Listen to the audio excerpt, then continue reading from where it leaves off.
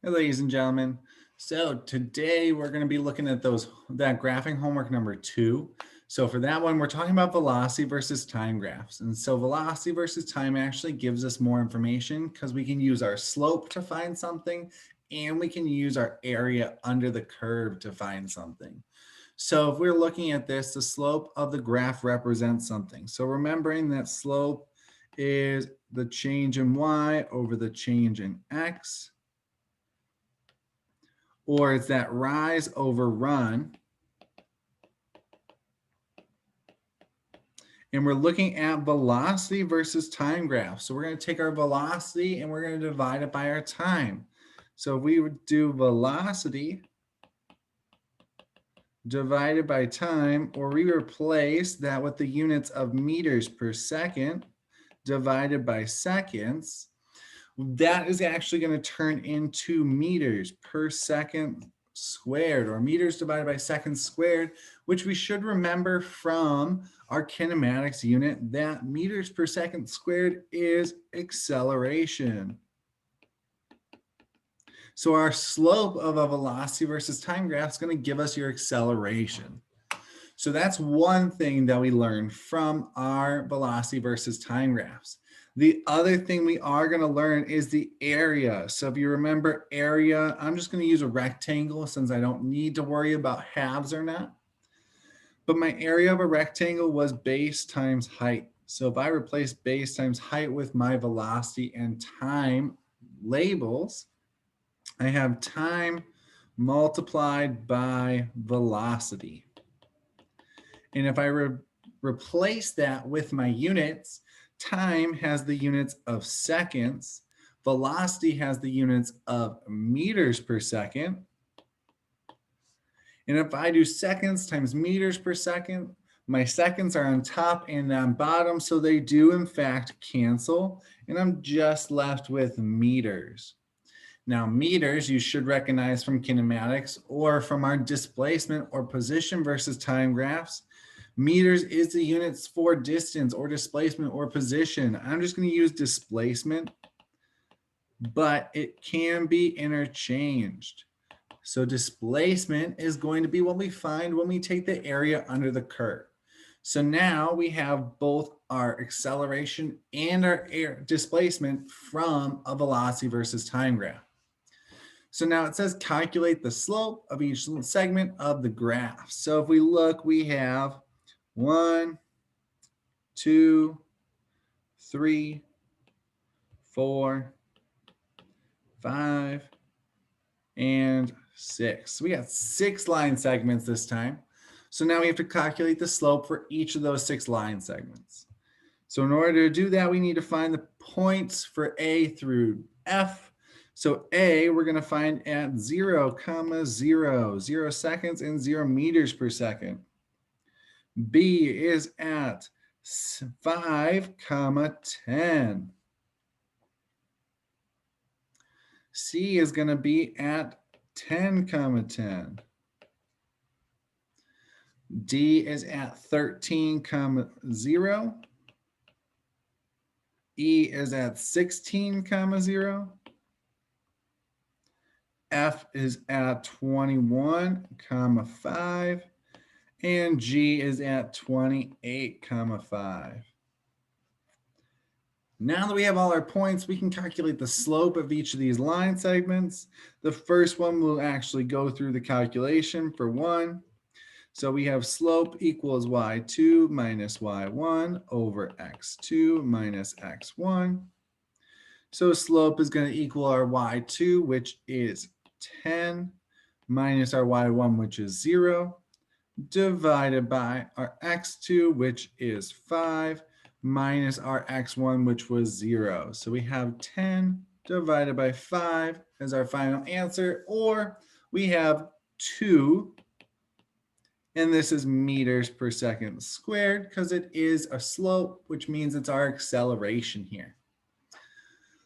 So now that we have our first one done, I'm just gonna go through and give you the next 5.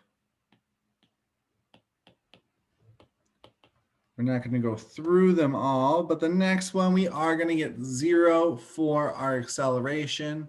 It's a constant velocity, which means that there is no acceleration here. The next one we are going to get 10 divided by negative 10 divided by 3, which is a negative 3.3 meters per second squared. After that, we're going to get 0 again because it's another constant velocity. After that, we are going to get 1 meter per second squared. And then finally another 0. So we have 0 meters per second squared, negative 3.3 meters per second squared, 0 meters per second squared, and 0 meters per second squared. We've calculated our accelerations and now it asks us to find our displacements or the area under the curve. So to find the area under the curve, I'm going to switch up my colors. We're going to go pink here. We're always going to our x-axis, that's 0. We never want to go past the x-axis, so we always want to make sure that if we have positives and negatives, it's only to the x-axis, never all the way down. We only want the section that is under the curve or in between that curve and the x-axis. So we need to create some shapes from each of our points.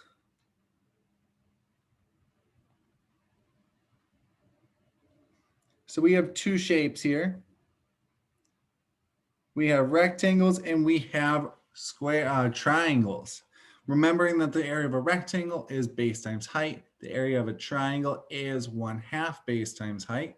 Well, let's go through the first one together and look at that base, which goes from 0 to 5. So we have 5 seconds as our base. Our height is going to be that 10 meters per second because we're going from 0 to 10. So if we put this into our area equals 1/2 base times height, because it's a triangle, we have 1/2 times 5 times 10. If we do 1/2 times 5 times 10, we really have 1/2 times 50 or 25 meters, since this is a displacement for our area under the curve. So if we go through the rest of them,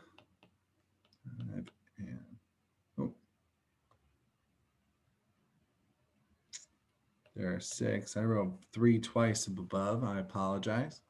Let's change those to 4, 5, and 6.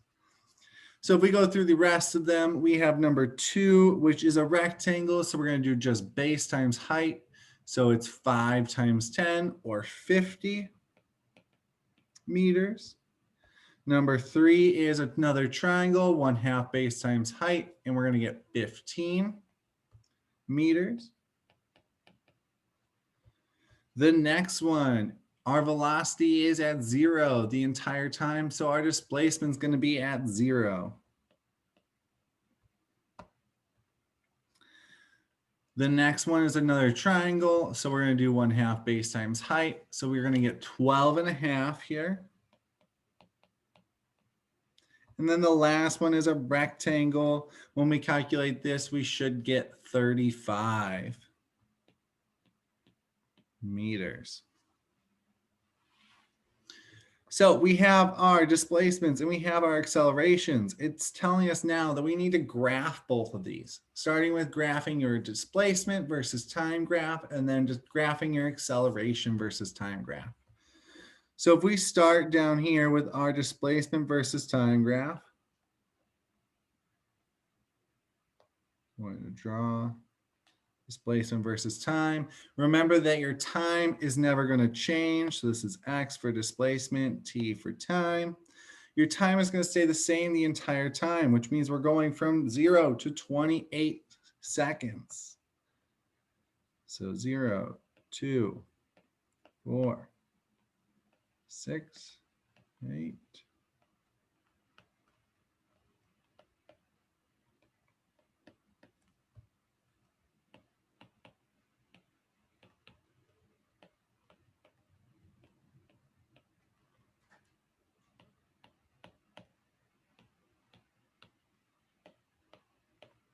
All right, so we have our time written down, our displacement. If we look at our displacements are all positive values, which means we're always going to be going up. We're increasing the entire time. Even though this slope could be negative from C to D, line 3, our displacements are always positive values, so we're only increasing here. So now we have to go up by a certain number. So let's just pick tens. Just any number could work. You can go up by ones, fives, tens, 50s, hundreds, whatever works. I'm just going to choose tens.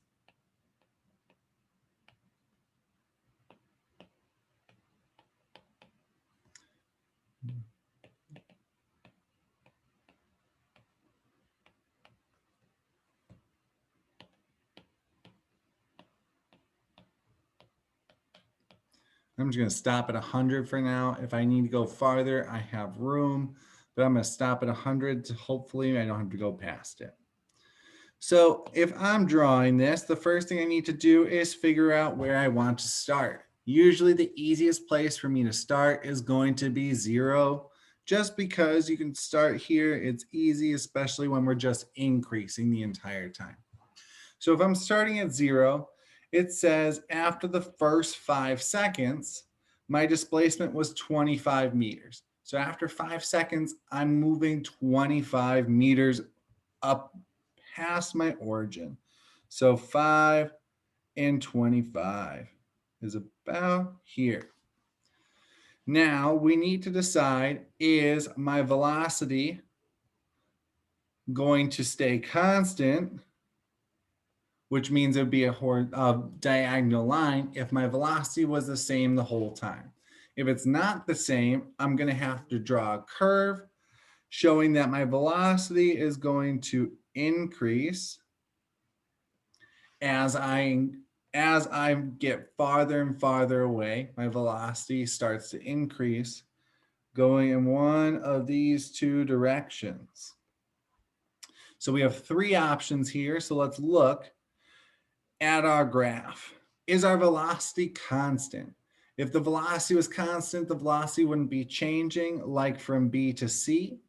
But our velocity is going from 0 to 10 meters per second, which means that we're increasing our velocity, which means that it is not this middle line. So it's either the first line, the bottom line, or the top line. So are we curving up or are we curving down? So if we look to figure that out, we need to determine, are we increasing our velocity or are we decreasing our velocity? Our velocity starts at 0 meters per second and we're going all the way to 10 meters per second, which means that we need to start out at a shallow or small velocity. And then at some point, we're going to shoot up towards a higher velocity, which means we are going to use this first line right here. At 5 seconds, our velocity changes and it goes to a constant velocity from 5 seconds to 10 seconds. So for the next 5 seconds, our displacement is going up 50. If our displacement goes up 50, that means that we need to go 50 meters past where we are now. We're at 25 now, which means we have to go to 75.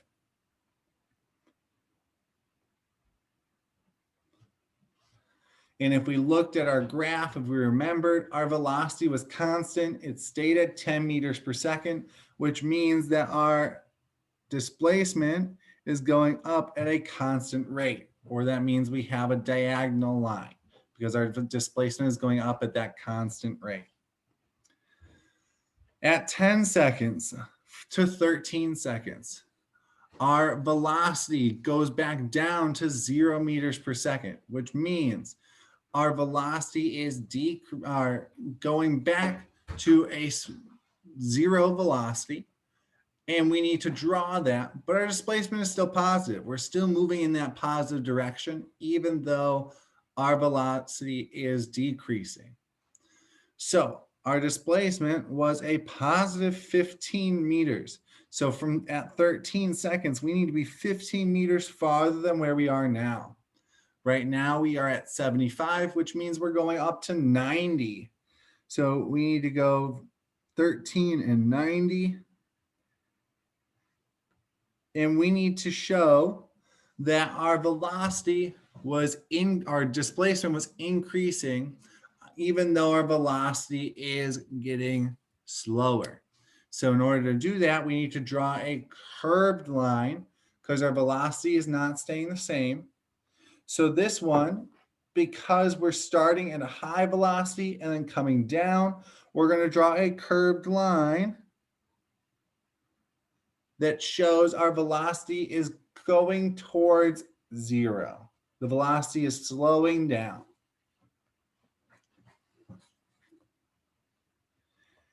At 13 seconds, our velocity is now 0 from 13 to 16 seconds, which means our displacement is no longer changing, which means that we need to stay at the same displacement for the next 3 seconds. So from 13 to 16 seconds, we are at 90 meters from our start. So we're going to stay there, which means we're making a horizontal line for the next 3 seconds. Our velocity stayed constant. After those 3 seconds, we started to increase our velocity again. And so our displacement turns to be 12.5 meters, which means we have to increase by 12.5 meters from where we are. So I do need to increase my y values. 110.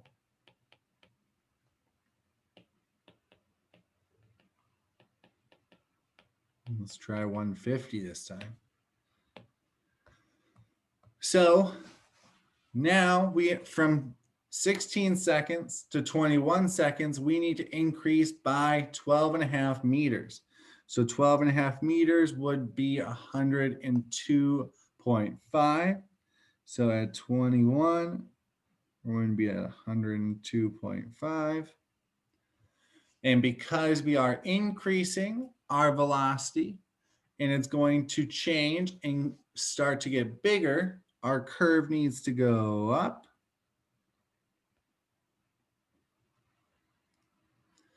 And then our last line, our 6th line, from 21 seconds to 28 seconds, we have a constant velocity, which means that our displacement is increasing at a constant speed, which means that for the last 7 seconds, we are going 35 meters with a diagonal or a constant velocity. So we're going to be up at 32, 37.5, and our velocity is constant.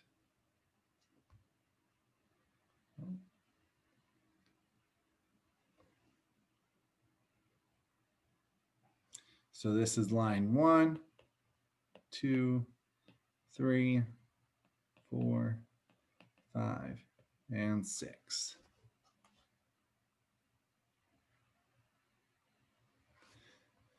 Now, for our acceleration versus time, we know we have positive and negative values. So I'm going to draw my x in the middle. My time is going to go in the middle.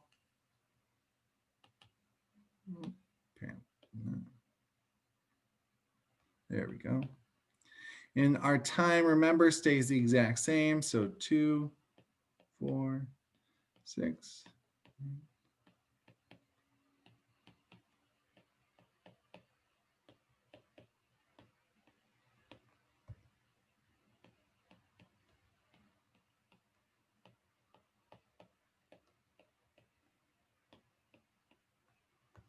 All right, and then our acceleration, we have to look back at our values.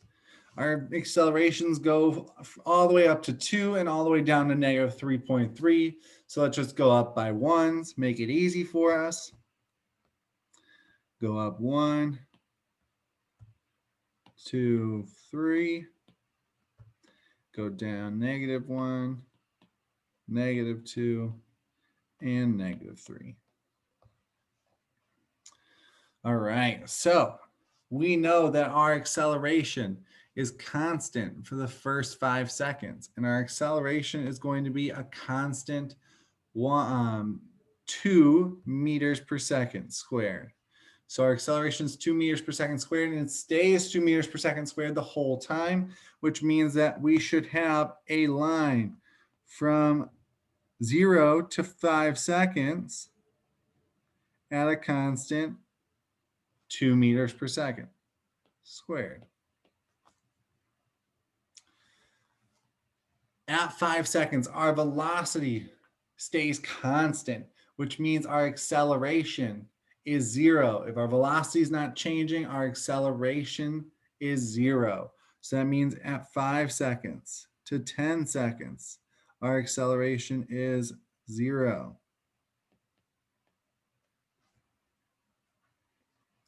At 10 seconds, our velocity starts to decrease and goes down towards 0, which means our acceleration needs to go negative, which is our negative 3.3 for the next 3 seconds.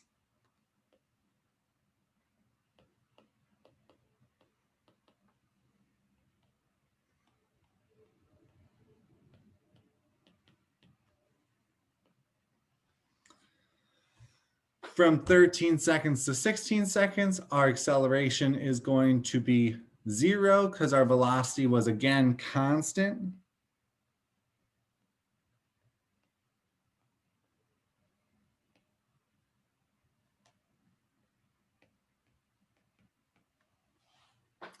At 16 seconds, our velocity increased to 1 meter per second for the next 5 seconds.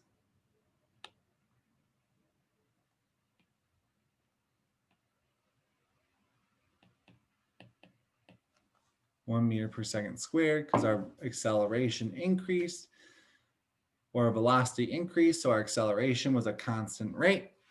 And then finally, for the last 7 seconds, our velocity stayed constant, which means there was no acceleration again.